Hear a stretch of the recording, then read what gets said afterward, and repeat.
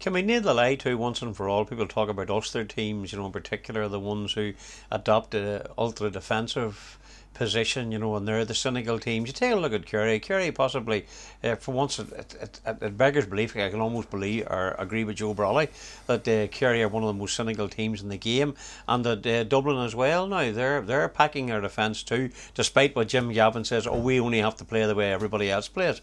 That's complete rubbish. It is absolute rubbish. The first team that ever. There's so much misinformation. You wouldn't need to get me started. We'll run out of tape today. In terms of this blanket defence, the first team that we came up against with this zonal defence was Dublin, where we had beaten Dublin, as a matter of fact, for several years in a row in the noughties, and then we got turned over. I think it was maybe 09 or 10. And I remember Mickey Hart in the meeting, in our sort of our dress down meeting afterwards, a couple of weeks afterwards, he told us that we'd won 100% of our kickouts, and this was remarkable that we'd won 100% of our kickouts. But I was speaking to Dublin players at that time, and that was part of their tactic. So that was the first time that they literally sacrificed the kickouts and everybody fell back. We lost that game narrowly by maybe a point or two that day, and we hit 17 wides, and all the chat was that was just a freak thing. We hit 17 wides, and another day would never hit 17 wides. But the reason was Dublin had sacrificed the kickouts, everybody had fallen back. The traditional, what we now know as is the blanket defence in place, and we were under pressure shooting and shot a high number of wides, and Dublin progressed against a team that they had previously always fallen shy of whenever they tried to play full out football.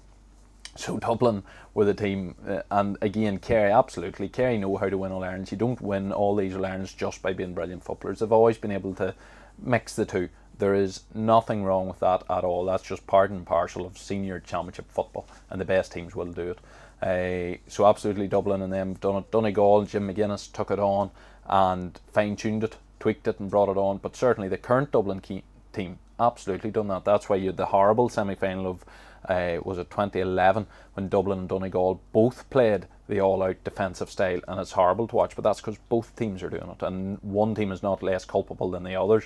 It's one team wants the other one to blink first and start attacking them, because that's when the defensive style comes to the fore. So absolutely, it's not just Northern teams, it's definitely not Tyrone. Our drills continually through the years were about the forwards trying to overturn the defenders high up the pitch, which is the complete opposite of the way the game is now, where everybody just falls back on the loss of possession.